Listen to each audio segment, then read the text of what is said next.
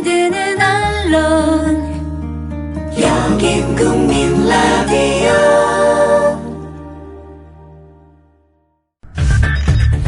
이강윤의 오늘, 이제는 정가 산책으로 함께합니다. 정치권 동향 생생하게 풀어드릴 분은요. 네, 양정대 기자 안녕하세요. 네, 안녕하세요. 이게 그 인사청문회 총리 문창극 가지고 왜 이렇게 왔다 갔다 이제는 막 짜증이 나려고 할 정도인데 새누리당에서 뭐 처음에는 자진 사퇴하라 막 이러더니 청문회는 한번 서가지고 또 본인이 할 얘기는 뭐 그럴 기회 한번 줘야 되는 거 아니야? 또 뭡니까 도대체? 미안해요. 저 양 기자한테 화내는 거 아니야? 뭐 짜증이 인제 나시나 싶어서 저는 지난주부터 이미 짜증이 아주 많이 났었는데. 예, 심하잖아요. 일단 분위기가 예. 조금 묘한 구석이 하나 생겼습니다. 네. 이게 전체적으로 보면 아마도 정말 이 여권 전체가 이 박근혜 대통령의 눈치, 그러니까 이게 뭐 박근혜 대통령의 뭐 지도력 혹은 정치력 이런 걸 떠나서 네. 너무 한심하다 싶을 정도로 눈치 보는 것 아닌가 이런 생각이 드는데요. 오늘 박대출 대변인이 이제 당의 공식적인 입장을 말하는 자리 아닙니까? 네. 오늘 새누리당 박대출 대변인이 인사청문회는 법과 제도로 이렇게 정해진 그 절차는 밟아야 되는 것 아니냐 이제 이런 뉘앙스의 얘기를 꺼냈는데요. 지난주에 제가 친박 핵심 인사 중에 한 명인 전당대회 출마한 홍문종 의원이 처음에는 인사청문회 가자 이렇게 얘기를 했다가 뭐 상황 보니까 그게 아닌 것 같아서 자진 사퇴해야 되는 건 아니냐 이런 쪽으로 입장을 바꿨다 이런 말씀을 드렸는데. 네, 예, 기억나요. 예. 그런데 오늘 홍문종 의원이 이번에 또 말을 바꿨어요. 인사청문회는 가는 게 맞을 것 같다. 이 보수 진영 내에서 이게 꼭 뭐 나쁜 사람은 아니라고 하는 것 같다. 이런 식의 전언을 했는데. 네. 근데 이 말들의 근원을 좀 추적을 해보면요. 오늘 박근혜 대통령이 청와대에서 논란이 됐었던 송광용 교육문화수석을 비롯해서. 표절 수석. 예, 신임 수석들한테 이제 임명장을 줬잖아요. 예. 그런데 그 자리에서 이런 얘기를 꺼냈습니다. 뭐라고? 국회 협조를 잘 받아야 된다. 지금 국가대개조사업이나 이런 것들 이렇게 제대로 해내려면 국회 협조를 잘 받아야 된다고 얘기하면서 그 중에서 이제 하나로 들었던 게 장관들 얘기. 네. 이 개각도 했고 그러니 인사청문회도 제대로 잘 치러내야 되고 이 국회 협조를 잘 받아야 된다. 이렇게 얘기를 했는데 그 얘기가 전해지면서 지금 방금 말씀드렸던 이런 인사청문회 거쳐야 되는 것 아니냐 문창국 후보자 이런 얘기들이 지금 나오기 시작한 겁니다. 네. 오늘 전당대회 출마한 후보 중에서도 김태호 의원이 오늘 국회 정관 브리핑룸을 찾아서 그 얘기를 했습니다. 자기가 볼 때는 인사청문회 가는 게 맞겠다. 그러니까 어제까지는 아무 얘기 안 하고 있다가 이제 오늘 드디어 입을 뗀 거죠. 전반적으로 주말 지나면서 사실은 박근혜 대통령이 이제 귀국한 이후에 대충 상황이 어쨌든 좀 시끄러웠지만 정리될 거다 이런 예상들이 많았었는데 아직 박근혜 대통령은 무슨 생각을 어떻게 하고 있는지 또 문창국 후보자 쪽이 어떤 의견을 전달했는지 이런 얘기들은 한마디로 나오지 않고 있지 않습니까? 예. 방금 전에도 문창국 후보자가 오늘 퇴근하면서 퇴근 타이밍? 우리 집안 문제 풀어야 된다 이러면서 자신의 조부 그러니까 할아버지가 독립운동가라는 식으로 이렇게 얘기를 하면서 이제 이 국가보훈처에 정식으로 좀 조사를 의뢰하겠다 뭐 이런 얘기까지 했는데요. 참 뭐라고 말씀드리기도 참 깝깝한 게 정말 갈수록 태산이다 이런 말씀 말고는 정말 드릴 말씀이 없는 그런 상황입니다. 양 기자 혹시 대통령이 지금 귀국한 지 새 밤 지났잖아요. 그렇죠. 그러니까 두 밤 지나고 3일째죠. 3일째죠. 토요일 늦게 귀국하시긴 했지만. 그런데 모종의 결단이나 사인을 낼 거면은 충분한 시간이었는데도 불구하고 그렇죠. 두 밤 하고 지금 3일째 접어들어가는데 하루 날이 저물어 가는데도 아무 뭐가 없으니까 새누리당에서 알아서 기느라고 청문회까지는 가야 되는 거 아니야? 또 이렇게 눈치 보는 딸랑이 그런 거 아닙니까? 그러니까 지금 어제 그제 이런 방구 얘기 나온 것 없다가 오늘 이제 청와대에서 나온 얘기가 네. 아까 제가 말씀드렸듯이 그 신임 수석들한테 임명장 주면서 국회 협조를 잘 받아야 된다고 얘기하면서 이제 했던 워딩 중에 하나가 인사청문회도 잘 해야 되고 이런 표현이 있었다고 제가 말씀을 드렸지 않습니까?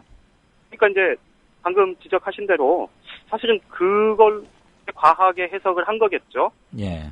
그래서 사실은 애초에 말씀드렸듯이 이게 정말로 이 박근혜 대통령의 통치력, 지도력 뭐 이런 것들에 대한 이런 평가를 떠나서 정말 눈치 보고 정말 표현 하나로부터 자신의 정치적인 뭐 입장 이런 것까지 순식간에 바꿀 정도로 정말 이렇게 벌벌 기고 있다 이런 표현이 좀 과할지 모르겠는데 네.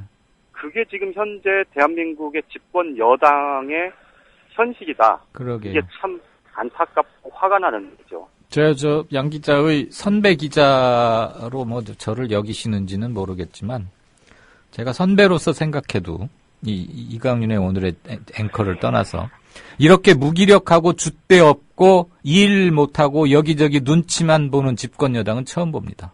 그렇습니다. 제가 기자 생활 시작한 지 지금 18년, 19년 됐는데 제 기억으로 분명합니다, 이건.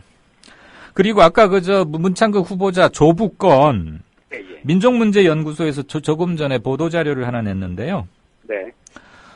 문 총리 후보자가 자기의 조부라고 밝힌 문남규, 애국지사 문남규 선생과 문창극 후보의 할아버지가 동일인이라고 확정할 수 있는 자료는 현재 아무것도 남아있지 않다라는 입장을 밝혔네요.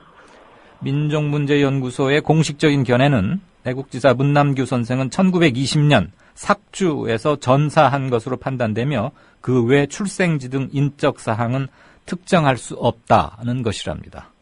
아무튼 참고로 전합니다. 그거. 예. 그 문제와 관련해서 네. 좀 한 가지 말씀드리고 싶은 게 있는데요. 일단 전체적으로 지금 새누리당이 문창극 후보자에 대해서 그러면 그 인사청문회까지는 가야 되겠다 이런 쪽으로 방향을 최종적으로 좀 다시 잡아가는 그런 거라고 보기는 아직은 좀 어려운 상황이다라는 게 일단 하나가 있고요. 네. 그다음에 저는 그것도 좀 되게 좀 많은 국민들이, 많은 청취자분들이 들으시면서 웃으실 거라고 생각하는데 할아버지가 만약에 문창국 후보자의 주부가 애국지사였으면 문창국 후보자의 지금 알려져 있는 그리고 그가 보여온 태도 이런 것들이 다 용서가 되고 이 총리로 국민들이 인정할 수 있는 건가요? 글쎄, 내 말이요. 그러니까 제 말이에요. 이것 때문에 나는 이 진실을 밝혀서 내 억울함을 풀겠다 이렇게 얘기하는 그 사고방식 자체가 사실은 그러니까 왜 이렇게 비논리적이냐고. 어처구니가 없는 일 아니겠습니까? 아니, 할아버지하고 자기하고 지금 무슨 연관관계가 있으며, 할아버지의 유공 독립자 문남규 선생이 옳다고 하면은, 그럴수록 더 창피한 일인데. 그렇죠. 왜 이러냐고. 양 기자네 학교 선배잖아. 왜 나한테 따지고 그래. 본인이 가서 뭐라고 하지. 다음 질문 넘어가요. 오늘 아주 그냥, 날도 꾸물꾸물한데. 새정치연합은, 근데 은근히 속으로는 지금 그래도 그냥 청문회를 했으면 더 남는 장사겠다 하고 뭐 이렇게 주판을 튕기고 있는 거 아니에요?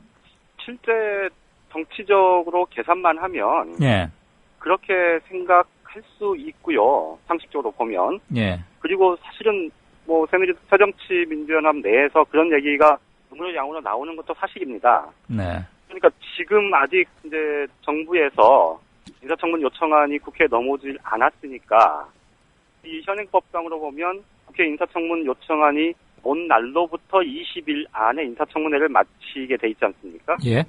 그러면 지금 벌써 23일, 이제 내일이든 모레든 만약에 빨리 온다고 쳐도 20일 잡으면 사실 7월 중순까지는 이 문제가 계속해서 논란이 될 수밖에 없는 거겠죠. 네.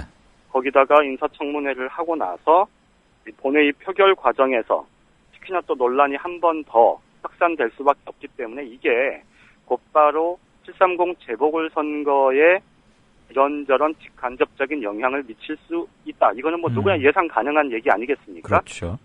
뭐 야당 입장에서는 사실은 굳이 인사청문회를 정부가 박근혜 대통령이 요청안에 제가해서 보내오면 인사청문회를 하지 않을 이유는 없을 것 같습니다. 다만 그 과정에서 이게 얼마나 큰 이 국민적인 에너지의 낭비인지 뭐 이런 문제에 대해서는 한 번쯤 더 심사숙고를 할 필요는 있을 것 같습니다. 그게 제일 원통하고 한심하고 그렇습니다. 지금 그렇죠. 그 문참극 해괴한 식민사관과 이제는 할아버지 이력까지 뭐 들먹이면서 이런 말을 해야 할 때입니까? 세월호 국정조사도 저렇게 터덕거리고 있고 말이죠. 나라가 지금 12일째입니까? 13일째입니까? 이거 참 남사스러워서 아이고, 청와대도 정치력이. 이때 그 왕 실장님은 뭐 하신대요?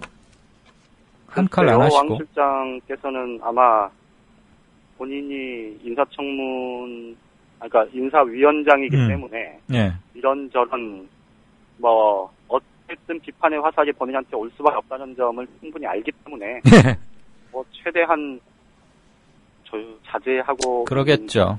예. 우리 청취자분 질문 하나 드리고 그 답하는 걸로 하고 오늘은 일단 헤어집시다. 굉장히 짜증스러워서 더 예상 얘기하면 우리 의상할 것 같아.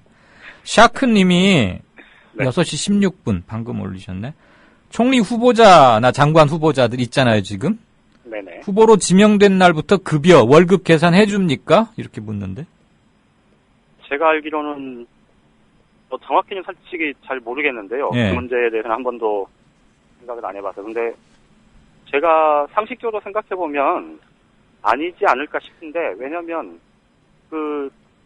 예를 들어서 안전행정부 장관 후보자가 이번에 지명이 됐습니다만 현재는 안전행정부 장관이 그대로 있지 않습니까? 그렇죠. 예. 네, 그래서 그건 아닐 거. 예, 제가 알고 있는 바로는 저도 이거 옛날 선배 지시를 받아서 취재했던 기억이 나는데요.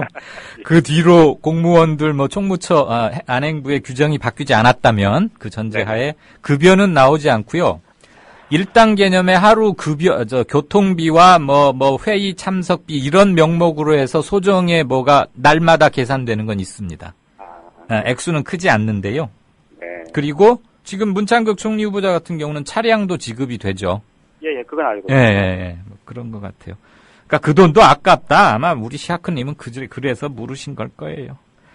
자, 고맙습니다. 그리고 네네. 문창극 훌륭한 그런 선배를 두신 학교 나오신 우리 양 기자님 축하드리고 고맙습니다. 예, 고맙습니다. 네, 지금까지 한국일보 양정대 기자였습니다.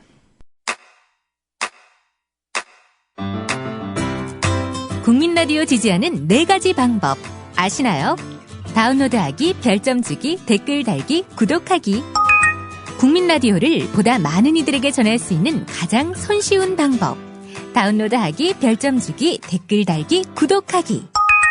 잊지 마세요. 다운로드하기, 별점 주기, 댓글 달기, 구독하기.